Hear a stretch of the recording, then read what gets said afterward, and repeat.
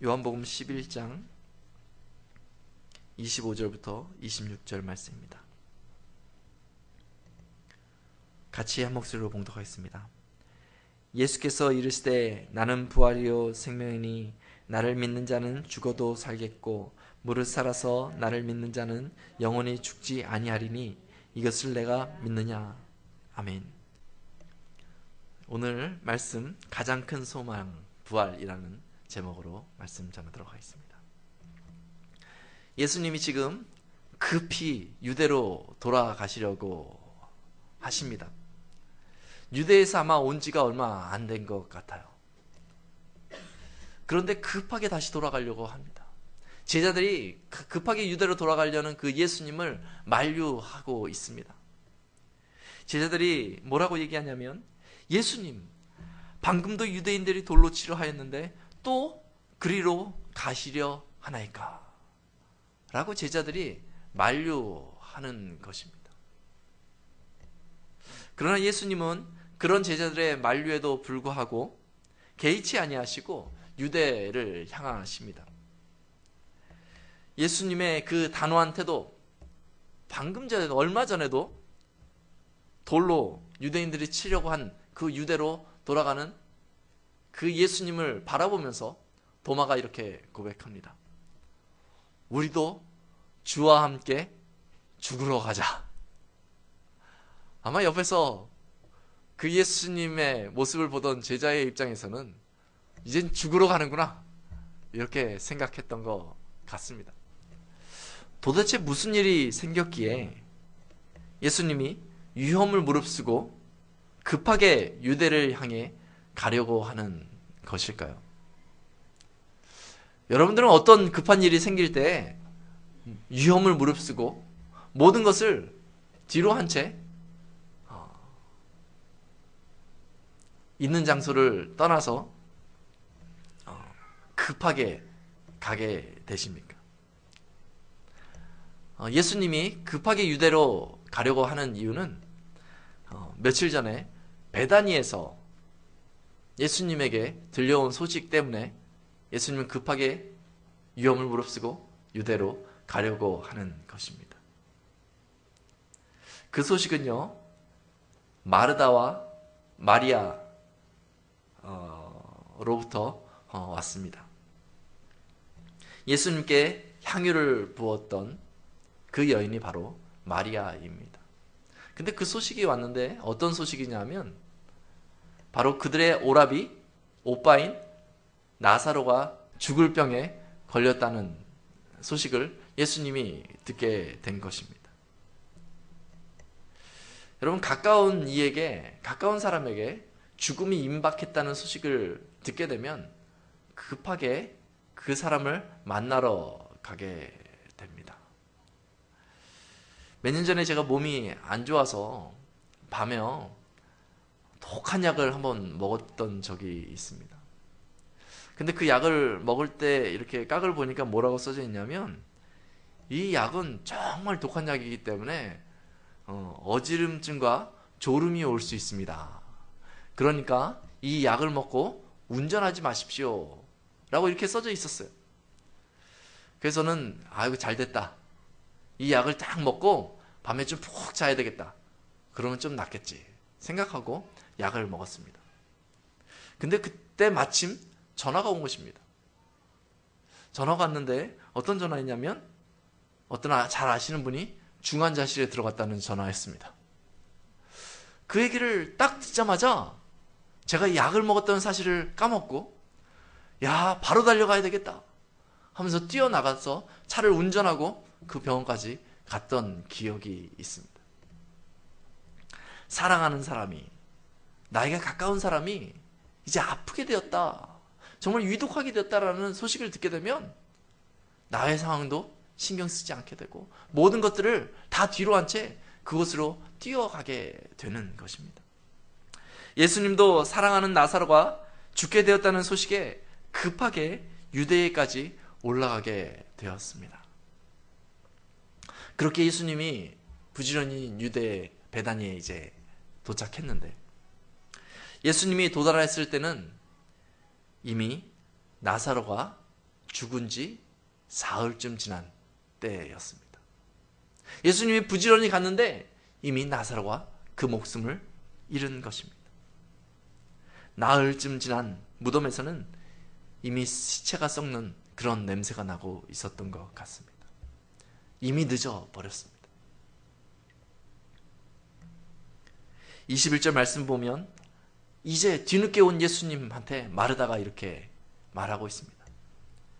주께서 계셨더라면 내 오라버니가 죽지 아니하였겠나이다. 32절에 마리아가 예수님께 또 옵니다.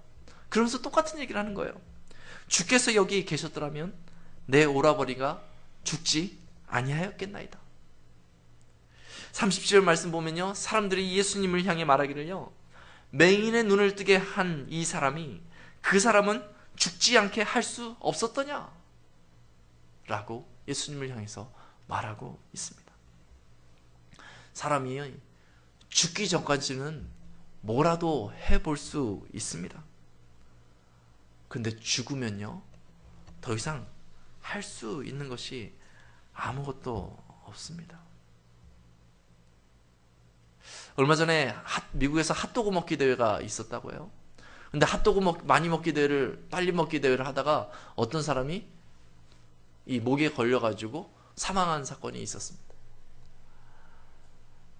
그런 사망사고를 들으면 너무나 당혹스럽습니다. 차라리 그런 대회를 나가지 말지. 왜 거기에 참석했다가 그런 죽음을 맞이하고 말았을까? 이런 생각을 하게 됩니다. 아니, 그 목이 막힌 그 순간에 그 옆에 어떤 전문이라도 있어가지고 목을 뚫어서라도 숨을 쉴 수 있게 했다면 살았을 텐데 너무나 안타까운 죽음이다 라고 생각하게 됩니다.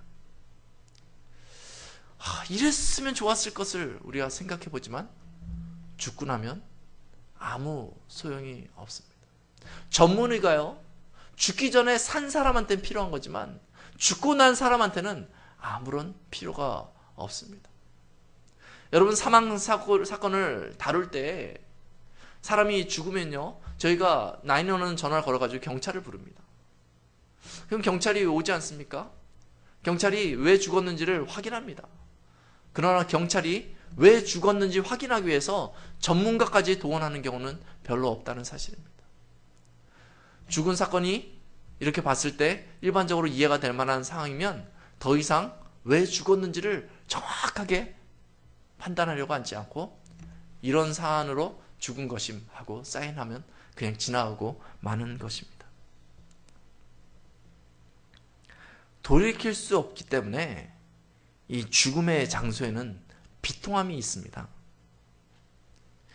왜 그런 속담이 있지 않습니까? 하늘이 무너지고 땅이 꺼져도 솟아날 구멍은 있다, 이런 말이 있잖아요. 근데 죽기 전까지는 그게 가능한 이야기입니다.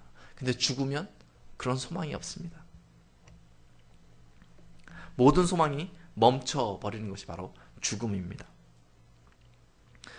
몇 년 전에 하간 예배를 집례했던 적이 있습니다. 장례식에 가서 이제 하간 예배를 집례하면서 그 고인이 살아생전에 좋아했던 것들이 생각이 났어요. 그분이 돌아가시기 얼마 전까지 제가 신방 가서 같이 이야기하고 나눴는데 그분은 낚시를 그렇게 좋아하셨어요. 낚시를 좋아하셔가지고 얼마나 막 사진도 보여주시고 뭐 그 낚시하면서의 그 에피소드를 막 얘기해 주시는데 듣고 있는 저도 참 재밌더라고요. 야, 나도 낚시를 한번 해봐야 되겠다, 이런 생각을 했었습니다. 막 오징어를, 이만한 오징어를, 저만한 오징어를 잡아가지고 이렇게 탁 들고 있는 사진을 이렇게 찍은 걸 보니까 야, 나도 저런 오징어 한번 잡아봤으면 좋겠다. 그러면 지금 같으면 우리 교인들은 얼마나 배 터지게 먹지 않겠습니까? 그렇게 얘기하고 하면서 야, 이분은 정말 낚시 한번 또 가시면 정말 좋겠다, 그런 이야기들을 나눴습니다. 그런데 그리고 나서 얼마 있다가 돌아가셨습니다. 이 무덤 앞에 서니까 이 낚시에 대해서 별로 할 말이 없더라고요. 지금 근사한 낚싯대를 선물해줘도 소용이 없겠구나.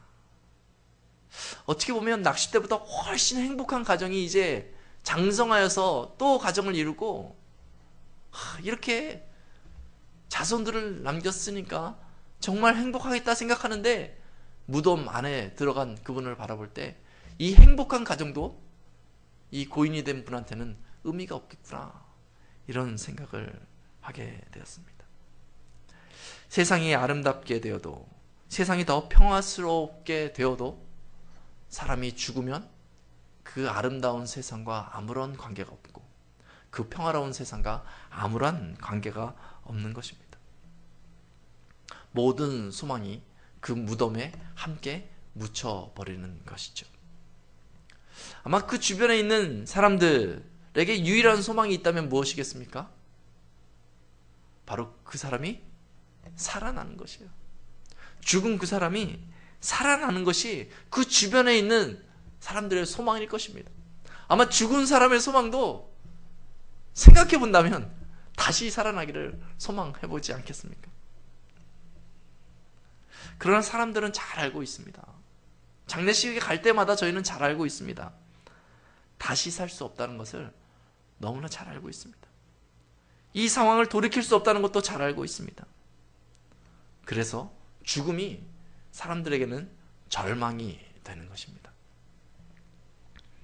예수님은 그러한 정황을 나사로의 죽음 가운데서 포착하셨습니다. 마리아가 막 울고 있어요. 마르다도 막 울기 시작했습니다. 온 유대인들이 막 울기 시작했어요. 그 모습을 예수님이 보시면서 마음의 비통이 여기시고 그 상황을 불쌍히 여겼다라고 성경은 기록하고 있습니다. 돌이킬 수 없는 죽음 앞에서 다 가슴 아파하고 있는 것입니다. 결국 그 모습을 바라보던 예수님도 눈물을 흘리셨다라고 본문은 기록하고 있습니다. 제 양로병원을 몇 년간 섬기면서 했던 설교들 중에 다음과 같은 설교가 기억이 납니다. 양로병원에 계신 분들은 거의 휠체어에 앉아 계세요. 정말 다리가 불편하셔서 휠체어에 앉아 계신 분들도 있지만 그곳에 들어가셔서 더 이상 의욕이 없어서 휠체어에 앉아 계신 분들도 많이 계십니다. 그런 분들이 한 몇십 분 정도 이렇게 모여 앉아 계셨어요. 그 가운데서 제가 이렇게 설교했습니다. 여러분의 소망이 어디에 있습니까? 아마 과거에 가보았던 그 멋진 장소에 다시 한 번만 가봤으면 좋겠다 하는 것이 여러분의 소망입니까? 아니면 예전에 맛있게 먹었던 그 음식점에 한 번만 가봤으면 좋겠다 하는 것이 여러분의 소망입니까? 아니 지금 꽉 막힌 이 건물, 내가 일주일 내내 벗어날 수 없는 이 건물에서 한 번만 좀 자유롭게 내가 다닐 수 있었으면 좋겠다 하는 것이 여러분의 소망입니까? 휠체어 의자에서 이제는 내가 힘을 얻어서 벌떡 일어나서 걸을 수 있으면 좋겠다 하는 것이 여러분의 소망입니까? 그러나 우리는 잘 알고 있습니다. 점점 그 소망이 사라지고 있다는 것을 잘 알고 있습니다. 이제 점점 더 여러분들의 몸은 더 약해질 것입니다. 여러분들은 점점점 더 힘을 잃게 될 것입니다. 무엇이 여러분들을 이 세상과 점점 단절시키고 있는 것입니까? 바로 다가오는 여러분들 앞에 있는 그 죽음이 여러분들을 이 세상과 단절시키고 있습니다. 이 죽음 앞에 점점 굴복하면 나이가 들었고 이 죽음 앞에 굴복하여 몸이 약해진 것입니다. 이 죽음만 피할 수 있다면, 이 죽음만 피할 수 있다면 아마 여러분들이 마음에 품고 있는 그 소망을 다시금 성취할 수 있을 것입니다. 그러나 이 죽음을 피할 수 없으면 여러분들의 소망은 다 절망이 들고 말 것입니다. 그러므로 여러분들이 마음에 품어야 할 참된 소망은 다른 것이 아니라 바로 죽음에서 벗어나는 것입니다. 이렇게 메시지를 전하고 있었습니다. 여러분, 이 메시지를 제가 다시 한번 생각해 볼 때 이 메시지는 양로병원에 계신 분들이만 생각해야 될 메시지가 아니라 바로 우리 모두가 생각해 보아야 할 메시지가 아닌가 생각합니다. 여러분들의 소망은 무엇입니까? 오늘 여러분들 마음에 있는 소망이 무엇이냔 말입니까? 내 주위의 사람들이 죽음을 향해 점점점 나아가고 있습니다. 우리 옆에 사람 한번 보십시오. 옆에 사람 한번 눈을 맞춰 보십시오. 옆에 사람이 없는 분은 앞뒤에 있는 분들과 눈을 한번 맞춰 보십시오. 그 사실이 믿겨지십니까? 내 옆에 있는 사람이 점점점 죽음을 향해 나아가고 있다는 이 사실이 믿겨지십니까? 믿고 싶지 않지만 이 일이 사실입니다. 뿐만 아닙니다. 내 옆에 있는 사람뿐만 아니라 나도 죽음을 향해서 오늘 한 걸음 한 걸음 나아가고 있는 것입니다. 그러므로 죽음에서 벗어나는 것이 모든 인생의 소망의 우선이 되어야 합니다. 이 문제를 해결하지 못하면 다른 소망은 결국 허망함으로 돌아오게 될 것입니다. 여러분, 어떻게 죽음에서 벗어날 수 있습니까? 여러분들이 잘 알고 계시죠? 오늘 본문을 한번 살펴보십시오. 사람들이 나사로의 죽음에 울면서 비통함을 다 같이 느끼고 있을 그때였습니다. 그때 예수님이 나사로의 무덤을 향해 나아가십니다. 그리고 예수님이 명하시면서 돌을 치우라 라고 말씀하십니다. 그리고 예수님이 우러러 보시다가 하나님께 기도하십니다. 그리고 무덤을 향해서 큰 소리로 부르십니다. 나사로야, 나오너라. 나사로야, 나오너라. 우리 주님께서 무덤을 향해서 외치십니다. 나사로가 죽었는데 어떻게 나옵니까? 나사로가 벌써 죽은 지 나흘이나 되어서 시체가 썩기 시작해서 냄새가 나기 시작하는데 어떻게 나사로가 나올 수 있습니까? 그런데 예수님께서 나사로야 나오너라 라고 외쳤을 때 그 무덤에서 누군가 저벅 걸어 나온 것입니다. 그 걸어 나온 사람은 바로 나사로였습니다. 붕대를 그대로 감싼 채 저벅저벅 걸어 나왔습니다. 그 모습을 본 사람들이 어떻게 반응했겠습니까? 나사로의 죽음에 때문에 엉엉엉 울고 있던 사람들이 붕대를 감춘 채 나오는 나사로를 봤을 때 어떻게 반응했겠습니까? 여러분이라면 어떻게 반응하시겠습니까? 깜짝 놀라는 분도 있을 거고 두려움 가운데 떠는 사람도 있을 것인데 처음에는 그 사실을 받아들이지 못하기 때문에 당황하는 사람들이 있었을 것인데 조금 시간이 지나서 정말 나사로가 살아났다는 것을 알게 됐을 때는 모두에게 큰 기쁨이 되었을 것입니다. 나사로와 같이 이야기도 나누고 야, 나사로가 살아났네, 우리의 소망이 현실이 됐네 하면서 다들 좋아했을 것입니다. 아마 집에 가서도 그 얘기를 계속했을 것 같아요. 정말 다른 여러 가지 근심거리들이 있었다 할지라도 그 순간만큼은 할렐루야 외치지 않았겠습니까? 야, 나사로가 이렇게 살아났구나. 사람들이 신바람이 나는 이유가 있습니다. 나사로가 다시 산 사실에 신바람이 날 만한 이유가 있는 것입니다.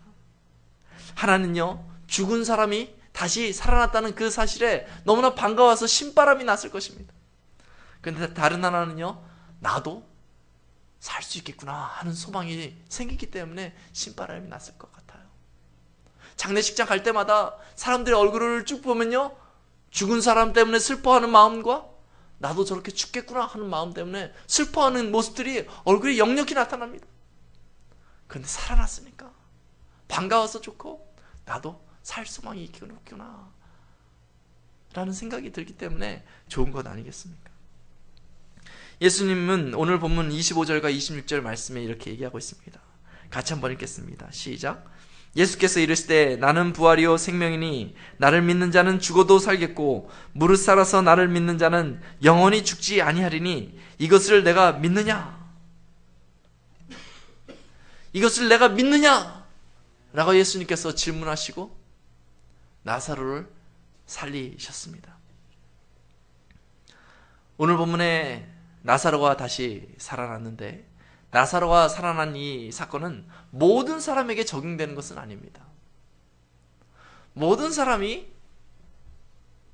죽음에서 장례식장 갔다가 우리가 예수님을 의뢰하면 벌떡 일어나서 살 수 있는 것은 아닙니다. 그리고 나사로가 지금 이렇게 살아났다 해도 시간이 또 지나면 어느 시점에 죽음을 직면하는 것입니다. 죽음에서 살아났지만 결국 그 인생의 마지막에 죽음 앞에 다시 서게 되는 것이죠. 그러나 예수님께서 이 나사로를 죽은 자 가운데서 살리심은 사람이 죽음에서 벗어날 소망이 있음을 그들에게 보여주시는 것입니다. 또한 나사로가 다시 산 것은요, 죽음에서 벗어날 소망이 바로 예수님께 있음을 보여주시는 것입니다. 그리고 예수님께서 내가 이 사실을 믿느냐? 나는 부활이요 생명인데 너가 이 사실을 믿느냐? 라고 질문하셨을 때 나사로를 살리시고, 그리고 시간이 지난 다음에 예수님이 직접 당신이 부활이요 생명 되심을 우리 앞에 나타내 주신 것입니다. 예수님도 완전한 인간의 몸을 입었을 때에 결국 그 인생의 마지막에 죽음 앞에 섰습니다. 만민 앞에서 십자가에 달려 죽은 것입니다. 이제 예수님이 죽은 그 사실은 온 동네 사람들이 다 아는, 이 나라 사람들이 다 아는 그러한 사건이 되었습니다. 모두가 예수님이 이제 죽었다라는 것을 확인한 것입니다. 그렇게 무덤에 묻히시고 예수님께서 죽으신 지 사흘 만에 다시 사셨습니다. 그리고 사람들에게 보여주셨습니다. 고린도전서 15장 4절과 6절은 이렇게 증언합니다. 장사 지낸 바 되셨다가 성경대로 사흘 만에 다시 살아나사 게바에게 보이시고 후에 12제자에게와 그 후에 500여 형제에게 일시에 보이셨나니 라고 말합니다. 40일 동안 부활하신 예수님께서 당신을 사람들에게 보여주신 것입니다.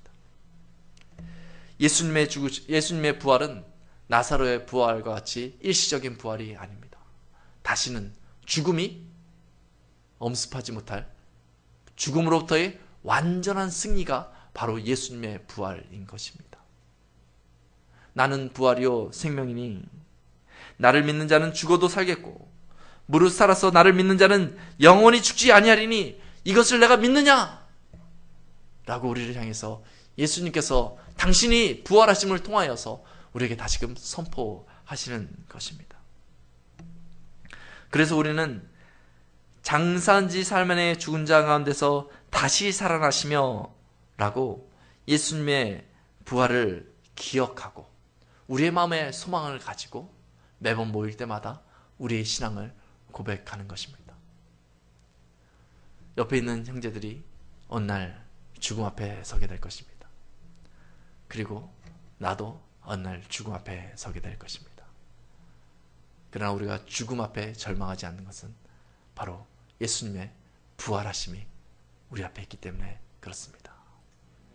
우리가 그 주님을 의뢰하면서 이 땅에 품어야 될 그 유일한 소망, 부활의 소망을 예수 그리스도 안에서 얻어 기쁨으로 살아가신 여러분 되시기를 간절히 소망합니다.